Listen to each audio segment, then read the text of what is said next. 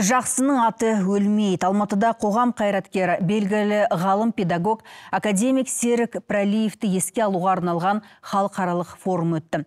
Ғұмырын білім саласына арнаған Серік Жайлауұлының ғылымға қосқан үлесі ұшан теңіз.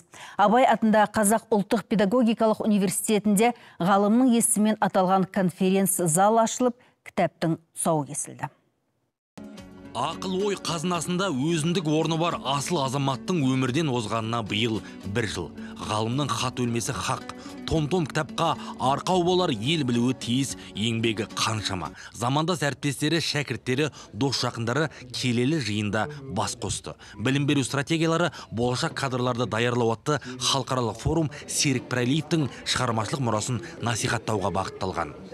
Біздің қазақтың тарихында өте бір сирек кездескен азамат деп айтуға болады толық мәнінде.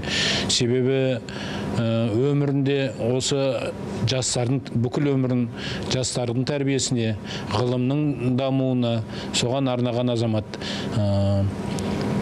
Бізде енді осындай сирек кездеседі ғой, шынын айту керек. Мына ол кісі министрлікте қызмет жасады, өкіметте қызмет жасады. Қазақстанның жоғарғы білімі халықаралық қатынастарға ерекше еңбек сіңірді. Біздің жастарымыз сонау 90-шы жылдары бірінші шетелден білім алу. Түркияда, басқа да мемлекетте Серік Жайлауұлының сол кездегі еңбек ерекше. Сол кездегі түлектер бүгін үлкен қызмет атқарып отыр. Мемлекет деңгейінде, халықаралық деңгейде қызмет атқарып отыр.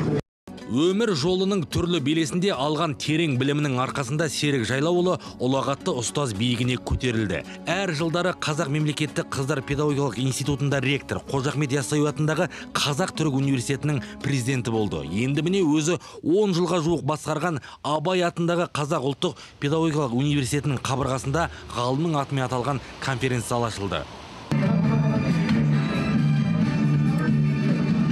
Енді бүгін осы Серік Жайлауұлы Пірәлиев атындағы университетіміздегі ең белді аудиторияларын бүгін есігін ашты.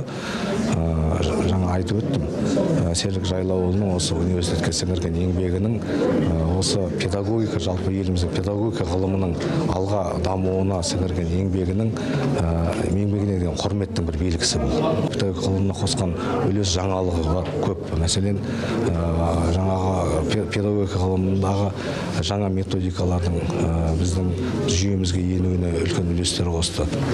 Серік Пірәлиев жұмыста жақсы маман, өмірде жақсы адам болған арда азамат. Жүріп өткен жолында қалдырған ізі әлі күнге сайрап жатыр.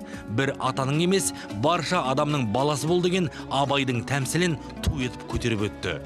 Армандары елімдің болашағы жарқын болсын. Жас өспірім өсіп ке жатқан, біз білім беріп жатқан осы болашақ балалар Қазақстан елі өсіп өнсін.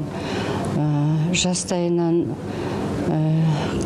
халықаралық қатынаста білім жолында өте үлкен жұмыстарды атқарды. Сол кезде ойлайтын, бүкіл әлемге белгілі қазақ балалары өсіп өнсе екен, қазақ елін көрсететін деп соны армандады. Енді балаларына да өте жақсы жол көрсетті.